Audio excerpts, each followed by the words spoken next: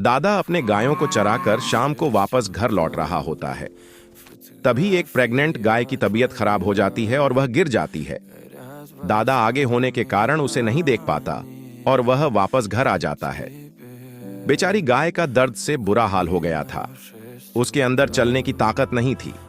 धीरे धीरे शाम हो गई और बर्फ पड़ने लगी। ठंड के कारण गाय कांप रही थी। उसी ठंड के बीच गाय ने दो नन्हे बच्चों को सही सलामत जन्म दिया।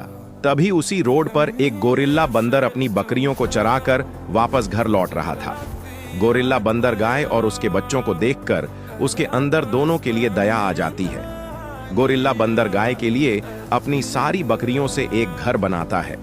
फिर गोरिल्ला बंदर गाय और बच्चों को ठंड से बचाने के लिए घर में ले आता है। वह गाय और बच्चों के लिए पीने का पानी खड्डे से भरकर ले जाता है, लेकिन गलती से पानी में एक मेंढक चला जाता है और गाय अनजाने में उसे पी लेती है।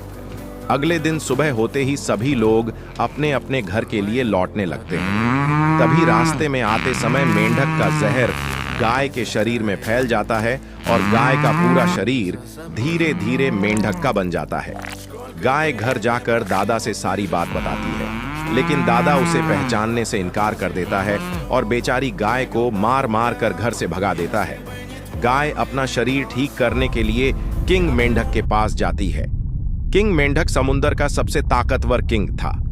उसी के कहने पर सब होता था। गाय उससे अपना शरीर वापस पहले जैसा नॉर्मल करने की भीख मांगती है, लेकिन दुष्ट किंग मेंढक उसकी एक नहीं मानता और गाय को वहां से भगा देता है। फिर गाय अपना गुजारा करने के लिए समुंदर से निकलकर एक जंगल में चली जाती है। तभी कुछ मधुमक्खियों के झुंड ने गाय के ऊपर हमला कर दिया, जिसके कारण उसका शरीर ठीक हो गया, लेकिन उसके शरीर पर मधुमक्खियों ने घर बना लिया।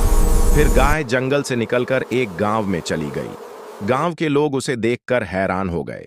फिर गांव वालों ने मिलकर एक मीटिंग की और गाय को अपने पास रखने का फैसला किया। फिर गांव वाले मिलकर भटकती हुई गाय को अपने साथ घर ले आते हैं और उसके लिए स्पेशल अलग से रहने के लिए एक घर बना देते हैं। लेकिन एक दिन गाय ने ढेर सारा शहद दे दिया और गांव वाले खुश हो गए। उसके बाद धीरे धीरे पूरा गरीब गांव सबसे अमीर शहर बन जाता है। दादा न्यूज में अपनी गाय का कमाल देख रहा होता है और अपना इरादा बदल देता है। उसके बाद दादा गांव वालों को डरा धमकाकर गाय को अपने घर ले आता है। फिर वह गाय को जबरदस्ती डांटता है और शहद देने के लिए कहता है, लेकिन गाय बोली, आप लोग लाइक सब्सक्राइब करके कमेंट में बताओ, मैं शहद दूं या गांव वापस चली जाऊं।